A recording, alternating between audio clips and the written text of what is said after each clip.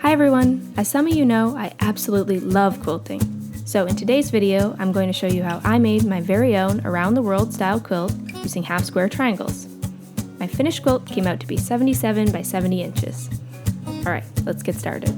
For this project, you're going to need 25 fat quarters, half light, half dark. Go through and cut each fat quarter into 4.5 inch squares. Pick one light fabric and one dark and lay them right sides together. Next, draw a diagonal line from one corner to the next and put a pin in it to keep it in place. In this step, you want to remember to make as many different combinations as possible. Next, I take all my squares to my sewing machine, I sew up one side of the line with a 1/4 inch seam allowance, and then I turn them all around and sew up the other side.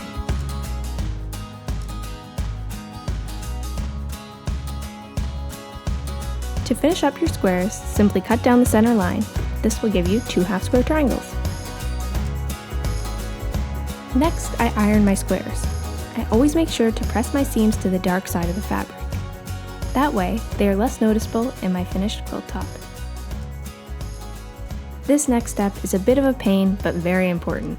You want to make sure all of your edges are perfectly straight, and each square should now be measuring to exactly 4 inches.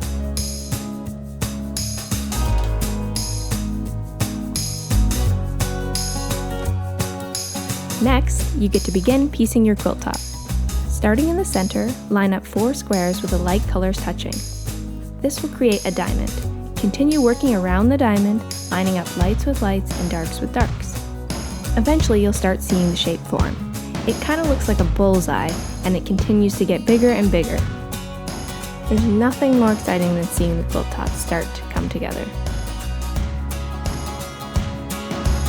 Starting at the top, begin sewing your squares together into rows. Make sure you organize this in a way that makes sense to you.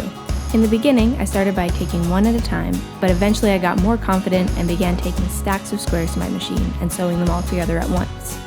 Just make sure you're always double checking. You don't want to sew the wrong piece in the wrong spot.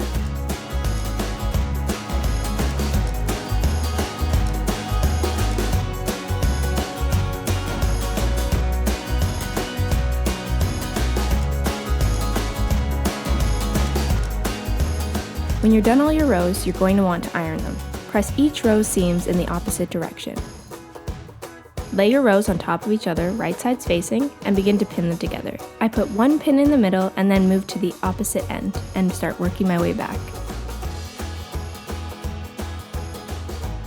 Because we ironed our seams in opposite directions, all your seams should nest nicely together.